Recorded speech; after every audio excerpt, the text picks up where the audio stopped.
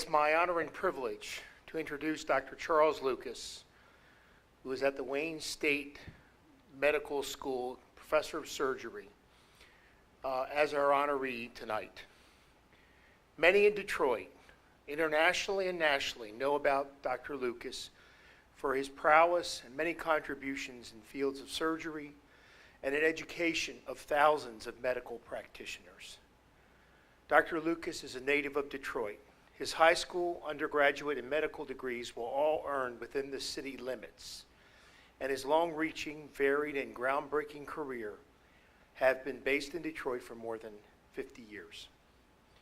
As a professor of surgery at Wayne State University, Charles has trained more than 4,000 medical students and 500 surgical residents, serving as a role model, working to instill in them a work ethic and curiosity that leads to quality, cutting-edge medical care.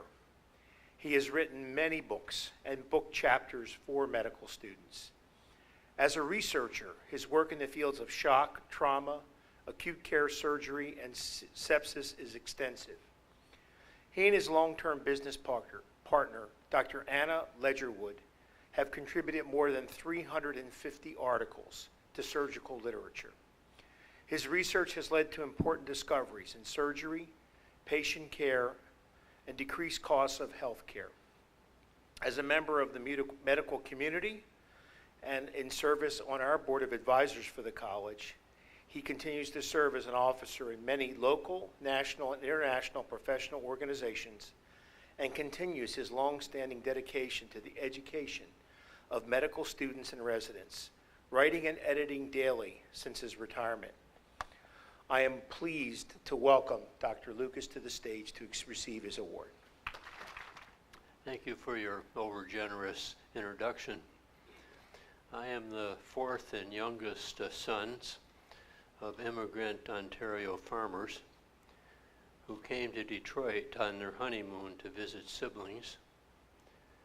Pa found a job in the factory, bought a modest house near the city airport, and they provided us with shelter, great food, lots of loving, but no money. From the time we were 11 or 12 years old and had paper routes, all of us paid for all of our tuition, books, clothes, and spending money. When I was a senior at De La Salle High School, I skipped 3 days of school, missed one basketball game even though I was the co-captain, in order to peddle mail during the Christmas season, and in the spring took my final exams in the morning and worked 7 days a week at the Stroh Brewery Company in the afternoon.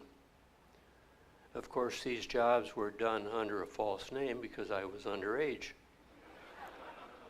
But there was an ache in my stomach to support the family when my older brothers were in professional school or in graduate school. Each of us walked a mile up to 6 Mile and took 2 buses to get to campus. And while on campus, I watched every penny I spent. I can tell you with great accuracy that it cost me an average of $287.50 per semester. And that, my friends, is both the problem and the challenge.